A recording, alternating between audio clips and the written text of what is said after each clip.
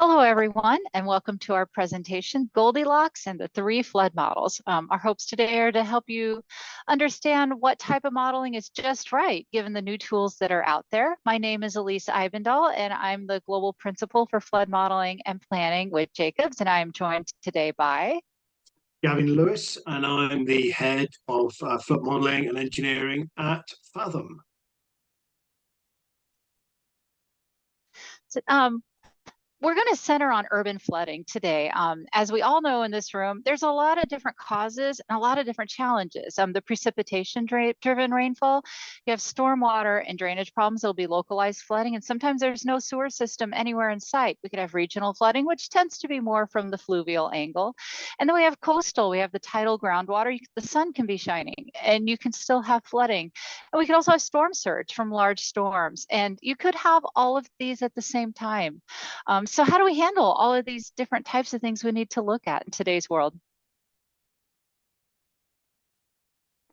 And how do we define urban flooding? For the purpose of this presentation, we're just going to say anywhere in an urban area that gets wet. And the things you have to think about are the land use and the inundation, and then how do we be resilient? And we're going to talk today about the tools that can help you analyze those three boxes. One example of where we have challenges with this, click one more time. This is a flood map, and it shows that most of the map is in an area of minimal flood hazard, right? You got the Mississippi River. This is near where I live on the right. You got the floodway and the floodplain. But yet there's a picture of a woman waist deep in water, no stream, open channel anywhere near her. And yet there's this catastrophic flooding. This picture is from 1995, but we had similar problems all throughout St. Louis just as recently as July and August of 2022.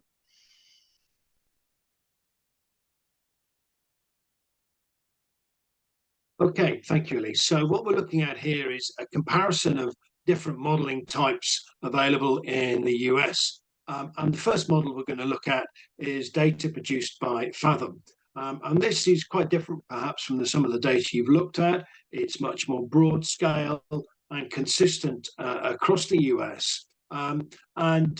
You can see here that the data, Fathom data, has been compared to FEMA data and actually compares very favorably.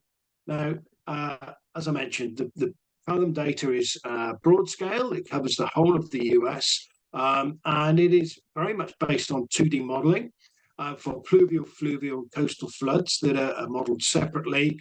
And it is modeled for both the current climate scenario and future climate scenarios. And it really provides that consistent view across at a state level or across at a whole country level.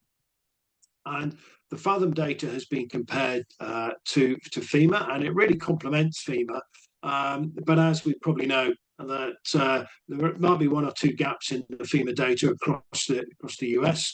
And so this is where the Fathom data can really fill in that data in areas that don't have current up-to-date FEMA data or other flood model data. And it gives you that broad scale view to understand the flood risks that are in any particular location. So if we look at our first urban location here, we can see typically that the fluvial flooding is defined at a 10-meter resolution.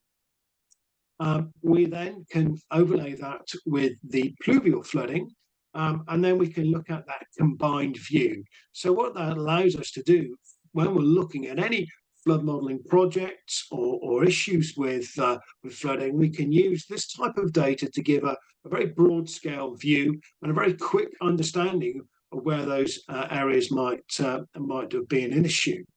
And this type of broad scale modeling, when combined with local knowledge, can really help refine your future approach to defining and understanding flood risk for both current flooding and under future climate scenarios. So let's move on to our next model. Great, thank you, Gavin. And what Gavin just said about how you can use the broad scale model to hone in on your future approach, I really enjoy doing that because especially when you combine that with known problem locations, you can really get a good understanding of where do I need to start really spending more time to get a more detailed understanding of the situation so that we can mitigate it and lead to resilience, like on that earlier slide. So whenever we start to think about getting more detailed, let's go to model number 2. This is Goldilocks' second choice, where we have a more detailed 2D pluvial and 2D fluvial, right? So these typically use rain on grid application. Of course, you do have flexibility to input gauge data or whatever too. You apply it with a time series, so we can look at things with time, and we can run historic events through this as well with known events. We can incorporate hydrologic considerations such as infiltration. We start to look at that with a little more detail, and we route with full hydraulics. But in the case that we're looking at here, we're only looking at the ground surface. We can have culverts perhaps, but we don't have a detailed pipe network. This can be broad scale if we use a larger grid size, or it can be detailed. There's a lot of flexibility with the scale. A pluvial model doesn't include the open channels in a lot of detail. A fluvial model would include those in a lot of more detail. And you can do that in 2D. Neither type includes the sewer systems, like I said, but there are ways that you can try to approximate that sewer system abstraction. So if we go to the next slide, we'll dive a little deeper. So here's an example. This is the same area Gavin showed you earlier of the urban area. This is a detailed pluvial het grass model in an urban combined sewer area. So it's so fascinating how the streets, or you can always still see where the stream used to be, right? As you can see over on the right. And we have that refinement region where our detailed study area was that you can see. In this case, we had pretty good LiDAR. Used a larger cell size on the outside and decreased that cell size to get more detail the closer we got to the area we were interested in, which could be informed by broad scale modeling, right? We've got a lot of control over how we set our Manning coefficient. We did sensitivity analysis to lead into that. This particular one was rain on grid. And we actually did a sensitivity analysis for sewer abstraction and infiltration, because in this case, we're contrasting it with an even more detailed model to try and see how they compared. So if we go to the next slide, how do we do that abstraction? There's different ways to do it. You can approximate it across the board. You say my sewer system has a 5-year capacity and just lop it off the rainfall. If you're not using infiltration routines, you're just looking at you can do those in combination, a lot of flexibility. You can also look and see, we knew the capacity of our individual sewer sheds, so we abstracted on that basis as well. So there's a lot of different ways you can do that. And we also looked at what happens if we assume there's no abstraction. You could also say, what if we only did curve number method or regular hydrologic method? So there's a lot of ways to look at that with sensitivity analysis to try to get to what is perhaps the right answer for the level of modeling you're doing. If we go to the next slide. This is what it looked like whenever we did the approximated abstraction. So as you can see, a little more detailed, right? And you can see probably where that historic stream flow path was. And these do validate with known flood locations. I think that's on the next slide. I'll show you an example. We didn't, on the next slide, we didn't have the known depths for an event this was a summertime storm event in this location. But we do have we know where those arrows point is where there were flooding problems. And the depths did seem about right in this scenario. But so that can give you an idea too, where you can kind of get a feel with different creative validation routines, how you're doing. If we go to the next slide. Here's an example of one with fluvial. So go ahead, Gavin. Yeah, thank you, Lisa. So yeah, we're looking at obviously a very different location here, this particular watershed in Hawaii. Obviously, this watershed's got a totally different set of attributes from the one we were looking at in the urban situation. And so how does this broad scale mapping capture these types of semi-urban and rural watersheds? And we've identified here that there is a nominal amount of fluvial flooding, but you can see here that a lot of we've been identified a significant level of pluvial flooding within the watershed, where they've got very steep valleys and we're capturing that rapid areas of pooling and channeling in ultimately down to the urban area down in the bottom of the watershed. And if we look at that in more detail, we can see that we can determine very quickly the urban areas that are going to be impacted by this pluvial flooding. And Elise, as Elise alluded to earlier, this very quick availability and access to this type of data on any project really gives you that very straightforward, broad scale overview to identify the areas that you might need to then identify and then drill down into and use the different types of more detailed modeling, whether that's the HECRAS or the PC SWIM models, as we'll go to now. Yeah, so what do we do if we take that area that Gavin just mentioned? What's the difference whenever you look at it in more of a level of detail? In this case, we wanted to do a pretty detailed rain on grid, but we didn't want the simulation times increase, right? The more that you have. So in this case, we handled the upland flows with HMS because that wasn't necessary. That was that area of less detail, right? That for these purposes, we weren't as interested in. We just needed a peak flow hydrograph to come in fluvially. And so we developed that with HMS, and then we combined it with the rain on grid. We were able to take surface roughness into account. We took into account sea level rise as a boundary condition. And we had detailed topography. We were actually able to set the break lines to get a little bit more detailed surface routing. If we go to the next slide, what does that give you? It in this case, it gave us a pretty good discretization of what that flooding looks like, both within the main channel and outside. And we know that it was 5.5 feet deep. And then we were able to compare this with a whole bunch of different sea level rise scenarios and different rainfall scenarios to really bracket the spectrum of where that risk is and what happens. And if we go to the next slide, you can compare it against what a FEMA floodplain might look like. And because the rain on grid allows the water to come in, you can see more notable flooding happening in orange with the fringe. So that helps to inform the risk too from a little bit of more detail. And the other thing that that can tell you is if you go to the next slide, a really powerful tool that I enjoy for RAS when using it at this level is that you can do the particle tracing and you can really get an understanding of how the water gets to where it's going. And that can also help inform things as you increase the level of detail in your modeling.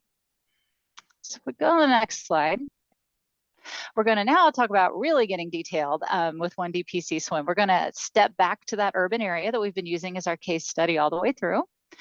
If we go to the next slide, whenever you've got an urban area without a sewer, a lot of times you have pipes that are built where the sewer used to be, right? And as long as it stays within that 5 to 10 year, whatever it was designed for, everything's great. Swim simulates it just fine if you don't have the surface included, or if you're just, we go to the next slide though.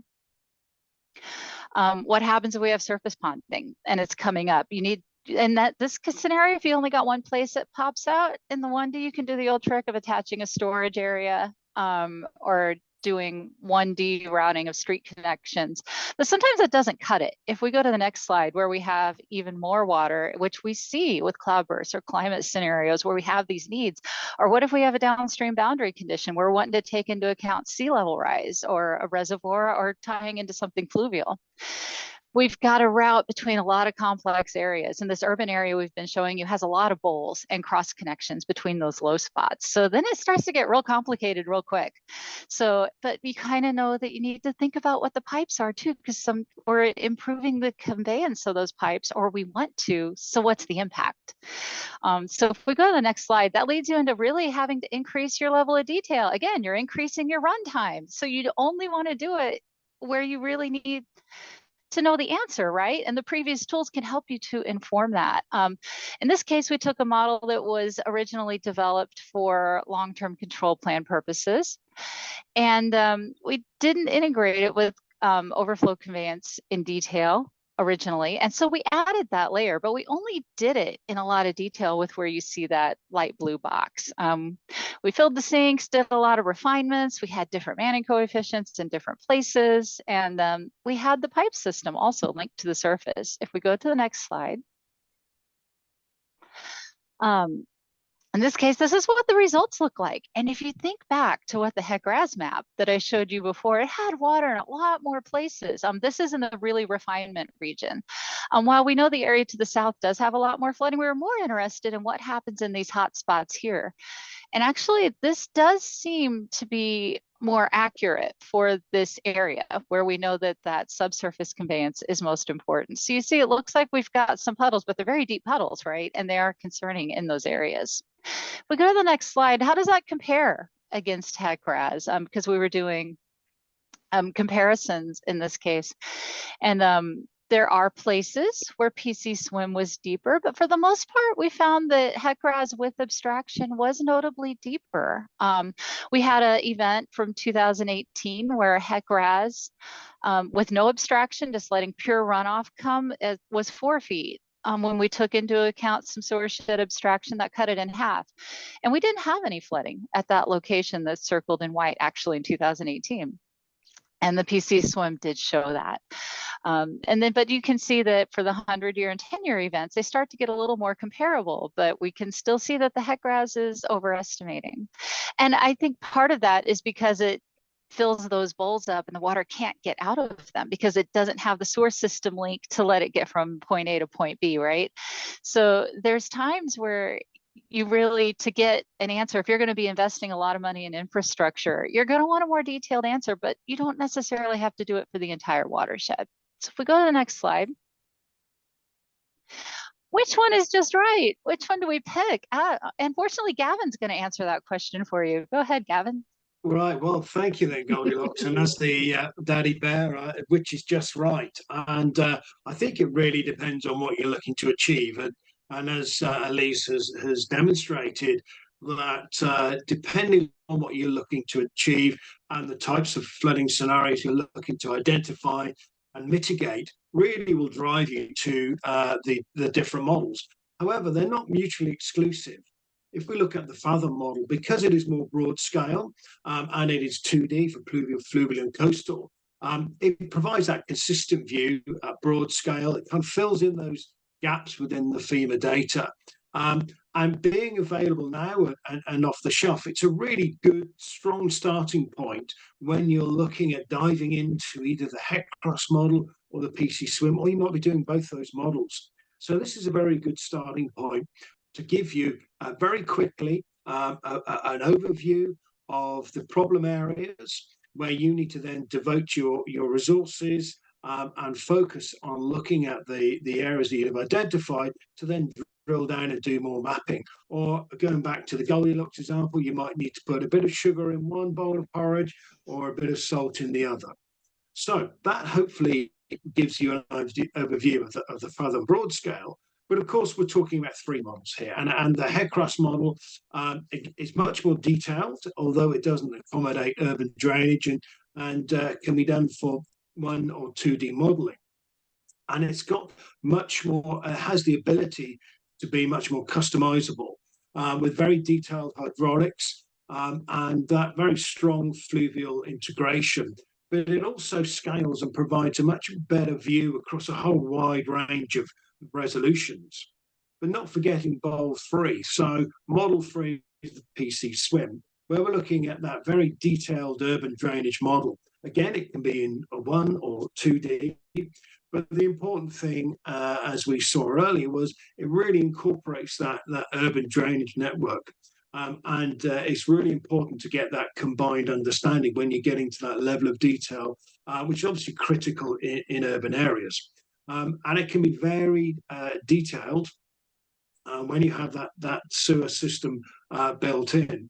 And I think one of the elements wrapping all of these together is having the ability to view both the current issues or scenarios under current flooding scenarios under the current climate conditions, but also looking into the future. What is flooding going to look like under future climate scenarios? And that's going to be really important for all of us as we look into the future and ensuring that the projects we're developing and building today are future-proofed and represent the right levels of protection and investment, not just today, but in the future for our stakeholders and communities that we're building these projects for. So let me just hand over to Elise to wrap up. Yeah, so which method is just right? We're going to continue with that. So the Fathom model is really nice to start with for initial project integration. And it can help support conceptual planning. Depending on what you're designing, it could even support some design levels, especially if you want to be conservative, or there are times it can fit that bill. When you get into really detailed master planning, figuring out what do we want to build where and how much is it going to cost, that's when maybe you want to get into something a little more detailed, but maybe not full blown PC swim 1D 2D integrated. In some cases you might want to, but for conceptual planning, for the detailed master planning, could use the Fathom. Like I said, it'll evolve, right? And when we get into detailed design, that's whenever we want the most detailed level of modeling, which is probably really starting to look at the HEC-RAS, PC Swim, or some comparable software that really allows that detailed modeling. So that's what we have for you today. I hope that we've helped to understand the different tiers of modeling. And I know we didn't really answer the question about what Goldilocks picked. It depends. But I think that there's always the right answer. You're always going to be able to find what's just right at a stage of a project or for the whole full project. And so with that, thank you very much for your time. Thank you very much. Goodbye.